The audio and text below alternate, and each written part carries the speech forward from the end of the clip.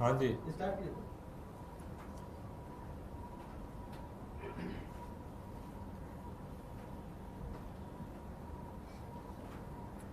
पूरे देश के अंदर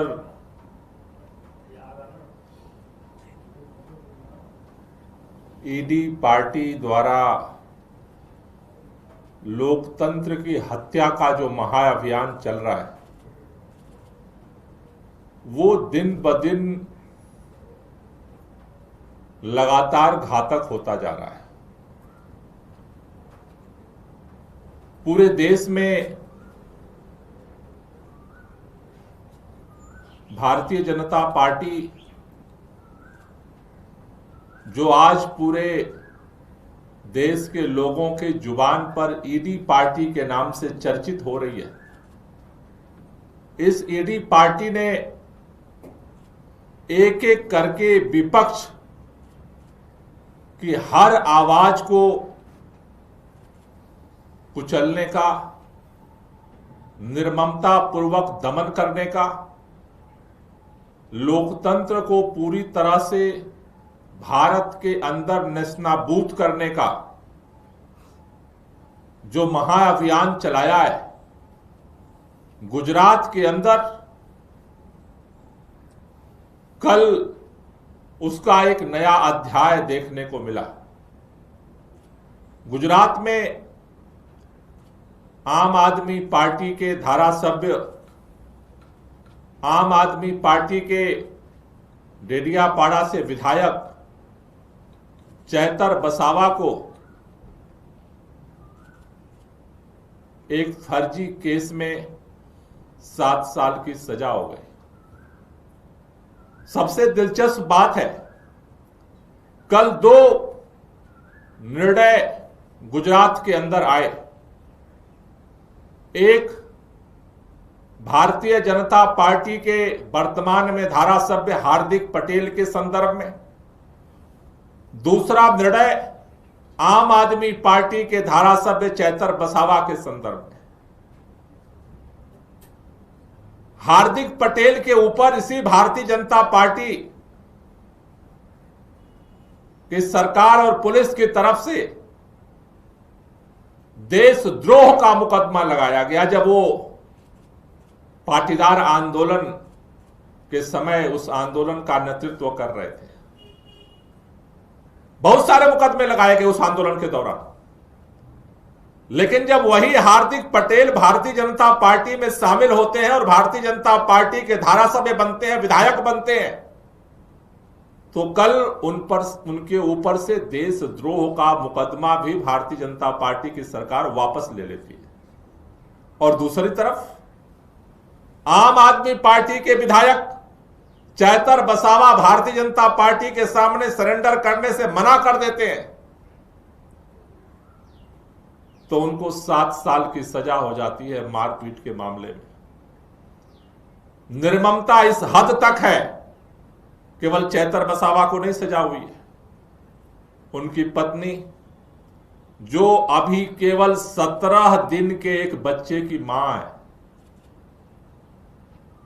वो 17 दिन के बच्चे को गोद में लेकर के जेल में जाने के लिए मजबूर कर दी गई।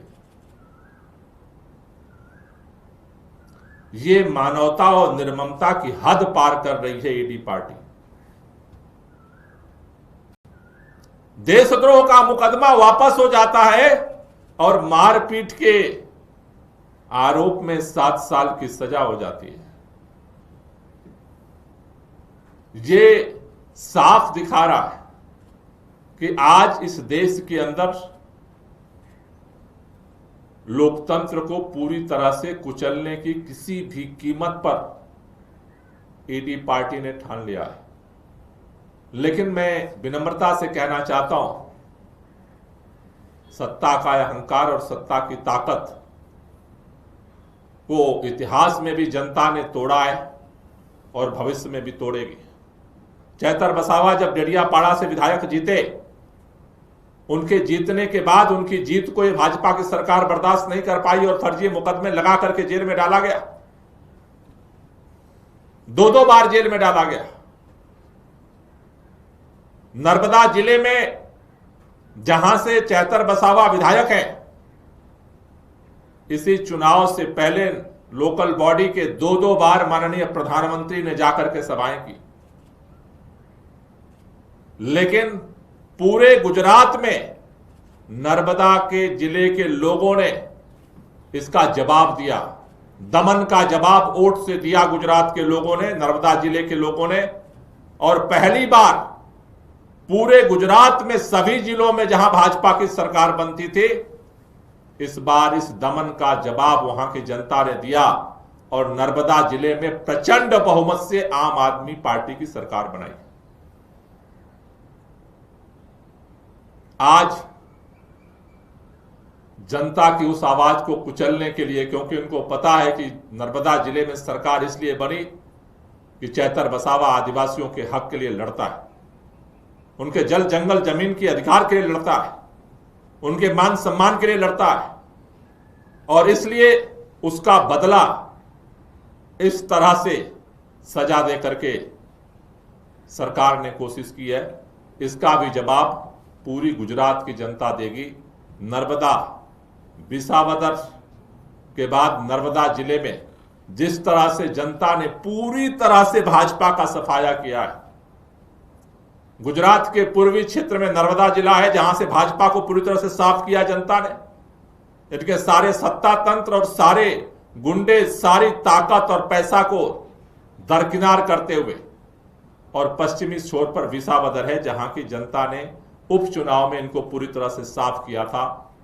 ये लड़ाई जनता लड़ेगी। आम आदमी पार्टी ने निर्णय लिया है कि जिस तरह से भाजपा लोकतंत्र की हत्या कर रही है, दमन चक्र चला रही है, जिस तरह से निर्ममता के साथ व्यवहार कर रही है, आम आदमी पार्टी को खत्म करने के लिए इसके खिलाफ 3 चरण में 26 तारीख से प्रदेश व्यापी विरोध अभियान हम लोग शुरू कर रहे हैं।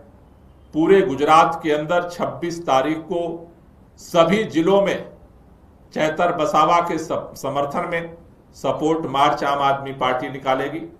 28 तारीख को सभी 182 विधानसभा क्षेत्रों में आम आदमी पार्टी ये सपोर्ट मार्च निकालेगी, और 30 तारीख को पूरे गुजरात के सभी वार्डों में सभी जिला पंचायत सीटों पर 1000 जगहों पर यह सपोर्ट मार्च निकाला जाएगा। और ये आंदोलन अब केवल चैतर बसावा का आंदोलन नहीं है, केवल डेडियापाड़ा के लोगों का आंदोलन नहीं है, केवल आदिवासी क्षेत्र का आंदोलन नहीं है। अब ये दमन के खिलाफ ये लड़ाई पूरे गुजरात की लड़ाई बनेगी।